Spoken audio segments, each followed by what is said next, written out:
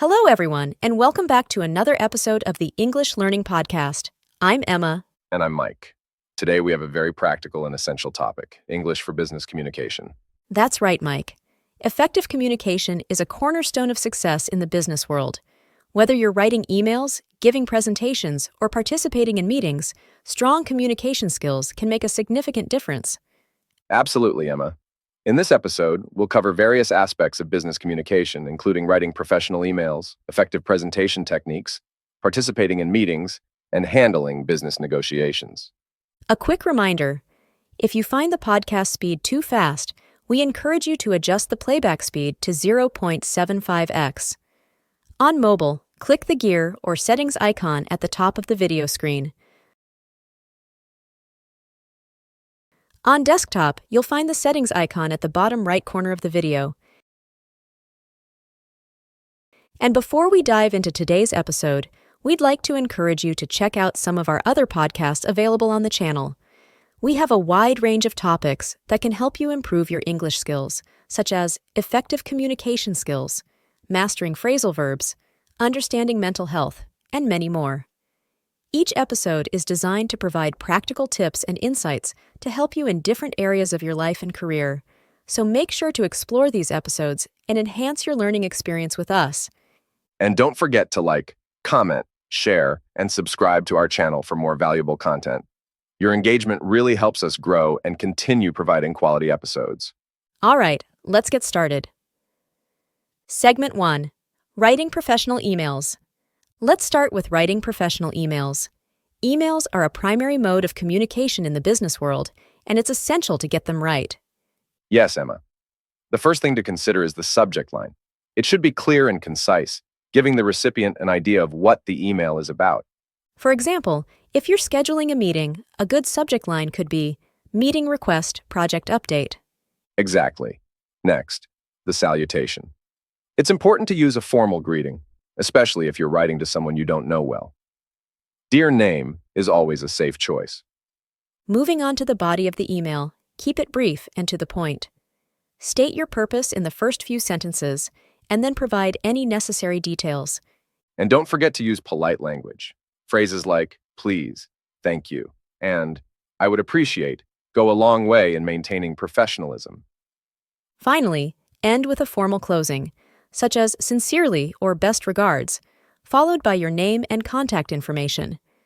Let's give an example of a well-structured email. Sure. Here's a sample email requesting a meeting. Subject: Meeting request, project update. Dear Mr. Smith, I hope this email finds you well. I am writing to request a meeting to discuss the progress of our current project.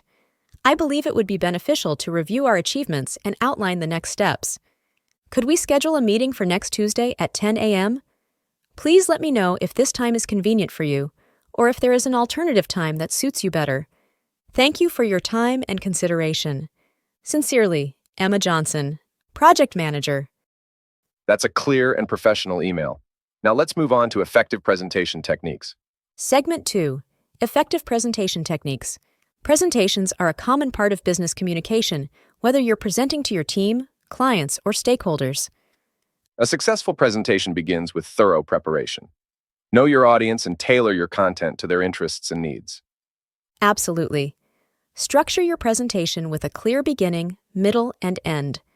Start with an introduction that outlines what you'll cover, proceed with the main content, and conclude with a summary. Visual aids can enhance your presentation. Use slides, charts, and graphs to illustrate your points, but avoid overcrowding your slides with too much text. Practice is key. Rehearse your presentation multiple times to build confidence and ensure you're familiar with the material. During the presentation, engage with your audience. Make eye contact, use gestures, and ask questions to keep them involved. And don't forget to manage your time. Stick to the allotted time for your presentation and leave room for questions at the end. Let's provide an example outline for a business presentation. Sample presentation. Outline. 1. Introduction. Greeting and introduction. Purpose of the presentation. Brief overview of the topics. 2. Main content. Topic 1. Background and context. Topic 2. Key findings or insights. Topic 3. Recommendations or next steps. 3. Conclusion. Summary of key points. Final thoughts or call to action. Q&A session. Following this structure can help ensure your presentation is clear, engaging, and effective. Now let's discuss participating in meetings. Segment 3. Participating in meetings. Meetings are a crucial part of business communication. Whether you're leading a meeting or participating in one, effective communication is essential. When preparing for a meeting, review the agenda and any materials in advance. This will help you contribute more effectively. During the meeting, listen actively. Pay attention to what others are saying and avoid interrupting. When it's your turn to speak, be concise and stay on topic. If you need to make a point, support it with facts or examples. It's also important to ask questions if something is unclear.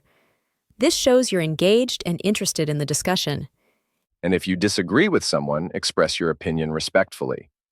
Use phrases like, "I see your point, but I think," to keep the conversation constructive. After the meeting, follow up with any necessary actions or emails. This ensures that everyone is on the same page and that tasks are completed. Let's go over some phrases that can be useful during meetings. Useful meeting phrases. 1. Starting the meeting. Let's get started, shall we?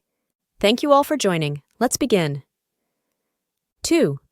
Contributing to the discussion. I'd like to add that. In my opinion. 3. Asking for clarification. Could you please clarify what you mean by? I'm not sure I understand. Could you elaborate? 4. Agreeing and disagreeing. I agree with what Name said about. I see your point, but I think. 5. Summarizing and closing. To summarize, we've agreed on. Thank you all for your input. Let's wrap up. Using these phrases can help you communicate more effectively in meetings and contribute to productive discussions. Next, let's talk about handling business negotiations. Segment 4. Handling business negotiations. Negotiation is a vital skill in business communication. Whether you're negotiating a contract, a salary, or a deal, the ability to negotiate effectively can lead to better outcomes. The first step in any negotiation is preparation. Know your goals, understand the other party's goals, and have a clear idea of what you're willing to compromise on. Building rapport is also important. Establishing a good relationship with the other party can create a more positive and cooperative atmosphere.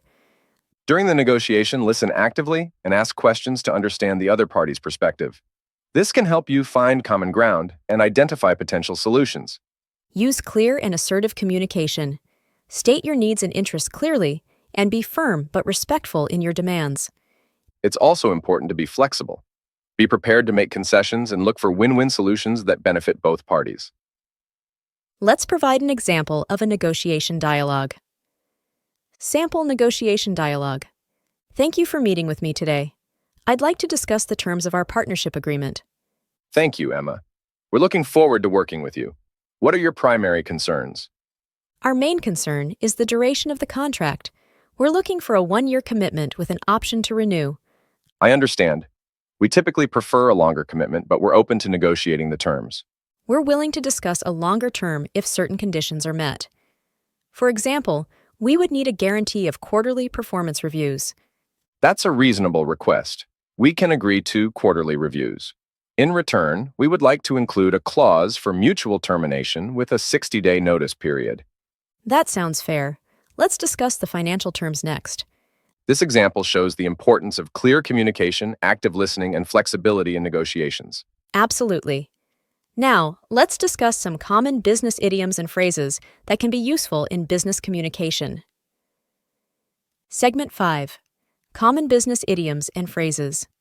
Using idioms and phrases can make your business communication more natural and engaging. Here are a few common ones. 1. Think outside the box.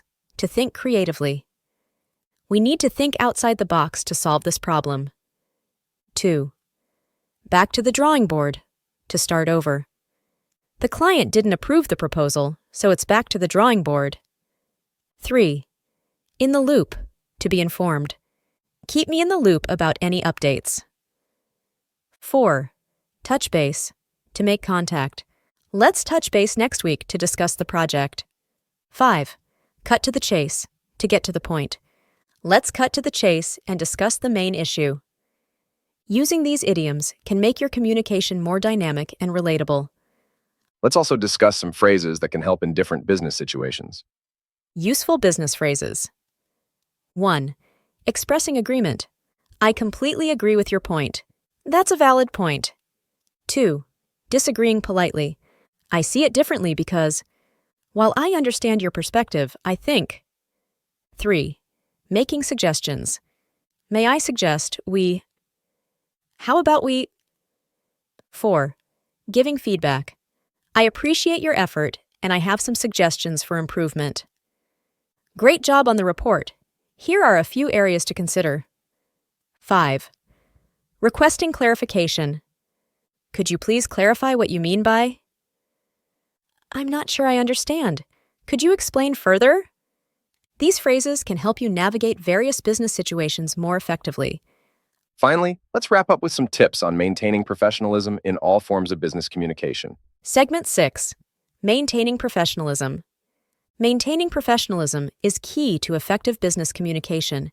It helps build trust and respect in the workplace. Always be polite and respectful, regardless of the situation.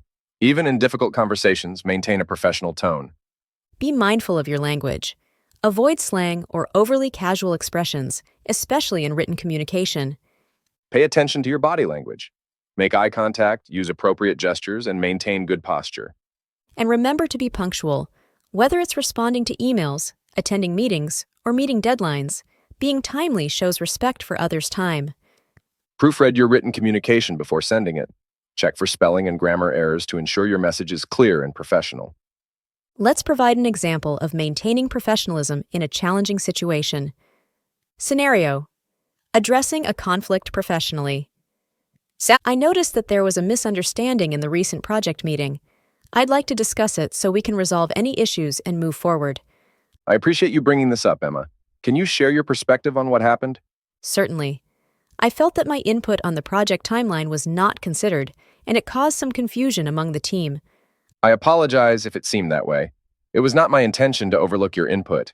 Let's review the timeline together and make sure everyone is on the same page. Thank you, Mike. I believe we can find a solution that works for everyone. Agreed.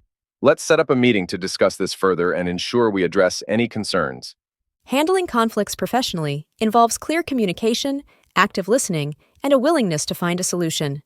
Absolutely. Professionalism in communication helps build strong relationships and a positive work environment. Segment 7. Summary and Key Takeaways. We've covered a lot today on English for business communication. Let's summarize the key takeaways. First, writing professional emails involves clear subject lines, formal salutations, concise body text, polite language, and formal closings. Effective presentation techniques include thorough preparation, clear structure, engaging visual aids, and active audience engagement. Participating in meetings requires active listening, concise communication, asking questions, and respectful disagreement. Handling business negotiations involves preparation, building rapport, active listening, assertive communication, and flexibility. Using common business idioms and phrases can make your communication more dynamic and relatable. And maintaining professionalism involves being polite, respectful, mindful of language, attentive to body language, punctual, and thorough in proofreading. Thank you for joining us today. We hope you found this episode helpful and informative. Don't forget to like, comment, share, and subscribe to our channel. Your feedback and support mean a lot to us. And if you have any questions or topics you'd like us to cover, feel free to leave a comment or reach out to us. Until next time, take care and keep learning.